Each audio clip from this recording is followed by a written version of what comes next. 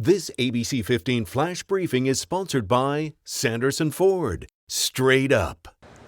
Hi, I'm Steve Irvin with your top stories from ABC15 Arizona. Big news in the race to vaccinate. Johnson & Johnson clearing a major hurdle today. The FDA announcing the pharmaceutical company has met its requirements for emergency use authorization.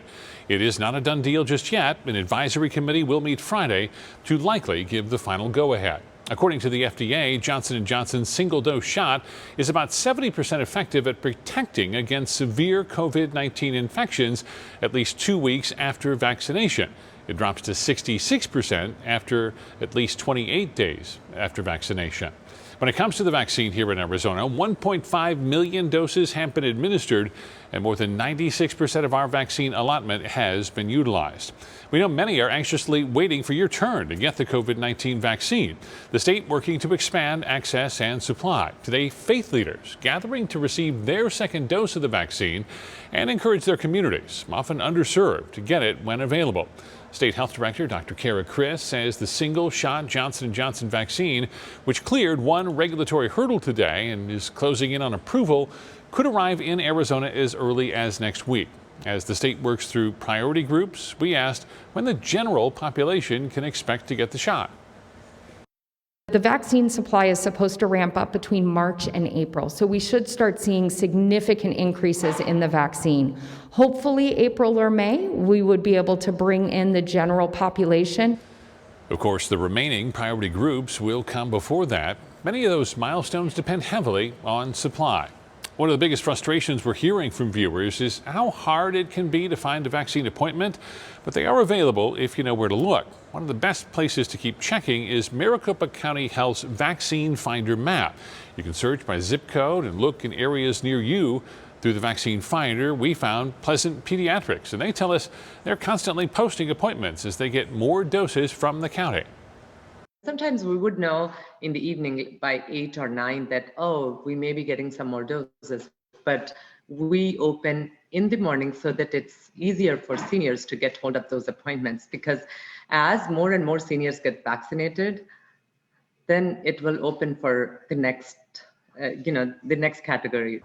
Private practices do ask that you check online for appointments so that you don't tie up their phone lines. Your voice, your vote. Arizona lawmakers reviving a bill that could see 200,000 people taken off the permanent early voting list. That is the list that automatically sends mail-in ballots to voters every election. Senator Paul Boyer killed that bill last week when he was the only Republican to vote against it. But he now says he supports it after he was assured someone would only be taken off the list if they don't vote at least once in 2 election cycles. Arizona is one of the few states that doesn't fund pre-kindergarten, and a bill just passing today in the State House of Representatives could change that. The federal government ending a grant that provides pre-K at schools in low-income areas because Arizona wasn't investing in it. House Bill 2015 would pick up that slack, keeping pre-K classrooms open, like this one at Tolleson Elementary. The superintendent there telling ABC 15 not having access to early childhood education is putting these lower income students at an even greater disadvantage. The standards have changed so much in Arizona and in our nation that now we call kindergarten the new first grade. So when students come into kindergarten and they don't have those foundational early literacy skills, it's a struggle. The bill passed out of the House today and now heading to the Senate for a vote. Tracking your forecast, I'm Chief Meteorologist Amber Sellens, and get ready for a windy night along the Colorado River Valley. There's a look at Futurecast. You can see those winds really accelerating out to the west late tonight and through the overnight hours. It's going to be so windy out there. Wind advisories have been posted for western Arizona, kicking in this evening and lasting through tomorrow about midday. So there's a look at the times, a couple of different timestamps for northern and southern portions of the Colorado River Valley here in Arizona, but overall, it's these spots shaded in tan that could see wind gusts at 40 to 50 miles per hour.